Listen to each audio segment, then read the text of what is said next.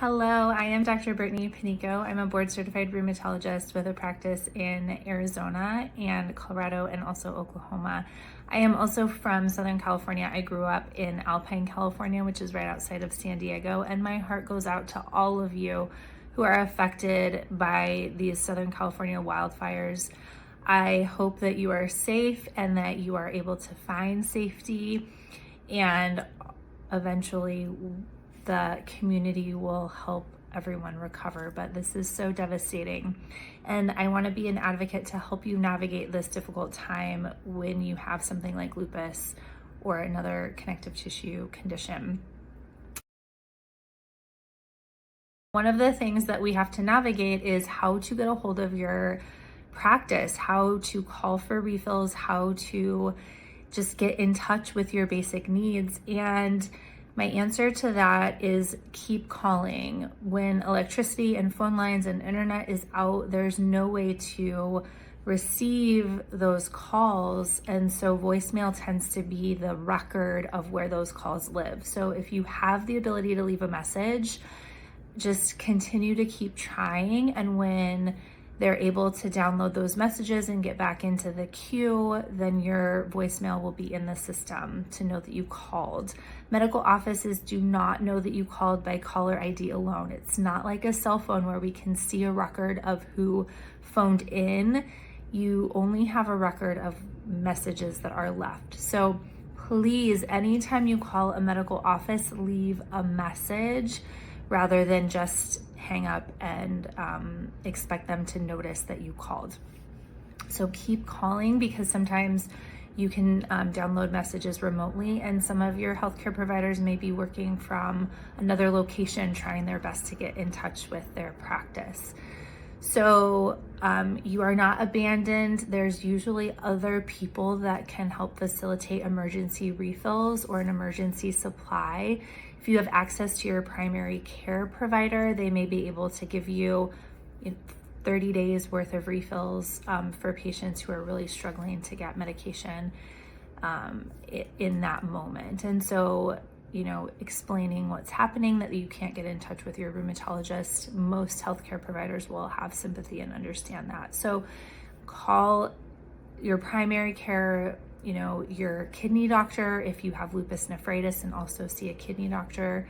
Just call as many people, healthcare prescribers, that you're plugged into their clinic to try to identify who might be able to give you a refill.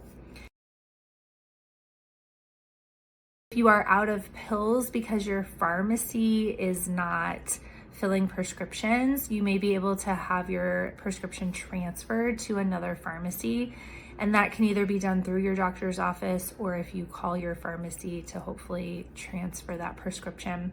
Some big databases can't communicate that way, but it's one way to ask, can I fill my prescription with another pharmacy? Can you transfer it? Because they may not be open or able to dispense to you. So there's other ways of being able to get a hold of your medication that way. If you are out of pills, one thing is, if your insurance isn't covering a refill because you just filled it and now don't have access to go get your medication or don't have your pills with you, is to use GoodRx, which is a coupon program that can lower the price of a cash pay prescription. You may be able to pay out of pocket and later have that added on to your deductible, but in emergency situations, you may have to pay cash for your medication, and you can use a GoodRx prescription to do that independent of your insurance. I don't know yet how insurances are navigating emergency refills for natural disaster victims, but it certainly is, if it's within your means, to be able to buy it outright with the coupon. It's called GoodRx. You can download that on an app or use the website for the coupon. Most pharmacies are familiar with using GoodRx and will honor those prices. If you are on an injectable and you need refrigerated medication, double check the time that your prescription can be out in the open or out of refrigeration. Use ice packs, coolers, whatever means that you can to keep your medication cool if possible. Benlysta, for example, is the injectable lupus medication. It can be out in non-extreme temperatures for up to 12 hours and then technically shouldn't be used again. So if your medication has been out of refrigeration for longer than that, or again, you're scrambling and just don't have access to be able to refrigerate it, and this is a weekly injection for you, one of the things you can do is call the drug company and ask them for assistance on how to navigate this. A lot of times emergency supplies are able to be shipped to you when you have a valid prescription on file. So it may be something that Benlysta can help with. You can navigate that through their online system, benlysta.com. Other things like an infusion, if you're getting an IV medication through your doctor's office and they're struggling through this as well, unfortunately that may have to be delayed. And when medications are delayed or adjusted based on frequency, patients may have a tendency for their disease to flare. So just be mindful, we're all doing the best we can in these kinds of situations, and it may have to be that your medication timeline is off of a little bit in order to be able to accommodate the needs of the clinic as well. So if you're scheduled in the next, few days or even few weeks, that may have to be delayed depending on how your doctor navigates giving you that IV. So patience is very important during this difficult time for everyone involved. Another question that has come up is about air quality and what do I do if I can't breathe or if I'm directly affected by the wildfires and the air toxicity is poor. You can use a mask like an N95 to really protect you against the small particles.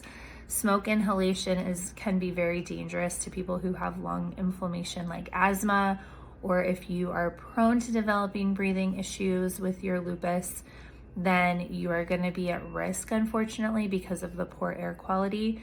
So wearing a mask to decrease the amount of particulate that you inhale is important. Trying to stay indoors as much as possible without circulating air coming from the outside is very important.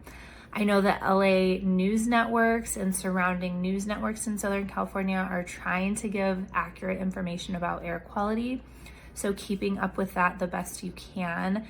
If you do find that you're struggling to breathe and don't have a direct oxygen supply available, your local ER, can help navigate that respiratory distress.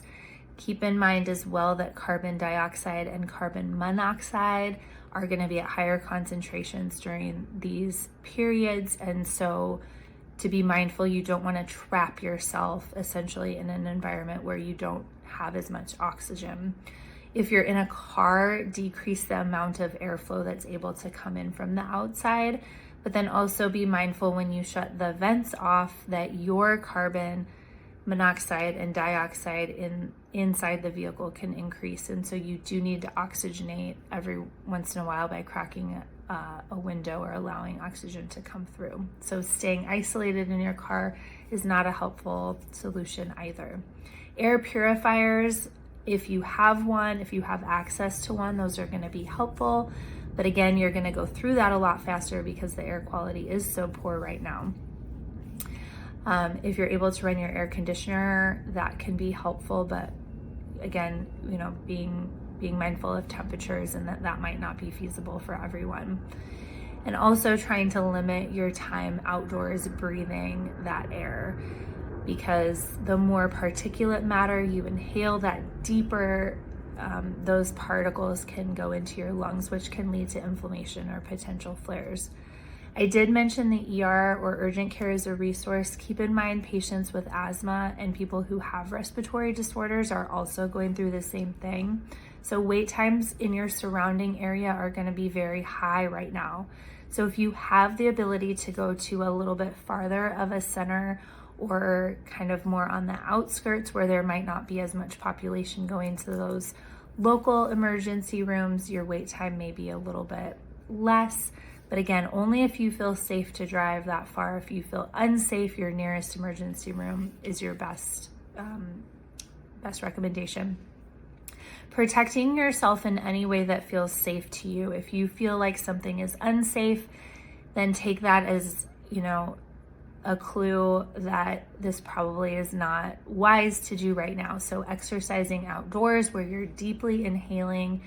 If you're somebody, who's inside and get cabin fever and restless and feel that you have to exercise, try to decrease the amount of strenuous activity that you do and limit it to things like soft breathing, mindfulness, yoga, things that don't really get you huffing and puffing, because everyone's vying for the same oxygen in this space. And the more strenuous activity you put your body through, that actually can stress out your nervous system and cause you to potentially flare even more from your condition. Stress and not sleeping and changes in your dietary habits can also trigger flares. And so trying to really use mindfulness and meditation and holistic ways to keep yourself calm are going to be helpful. I know everyone's anxiety right now is so high, and the more stress and the more revved up you get yourself, that can also trigger, again, respiratory symptoms like anxiety and panic attacks, and also can trigger your immune system to be more stressed and to react. And so trying to keep as calm as possible during this stressful time. I know it's so hard to do that, but it really will help you take control over your body. And if there's any other questions that people have, I'm more than happy to chime in by answering messages or responses. I think, again, being a part of this community right next door in Arizona, we're all rooting for you to stay healthy, stay safe, and please seek out assistance if you have family who can support you through this time, if you have access to be able to get extra medication or to call the drug company of the supply where you get your medication from.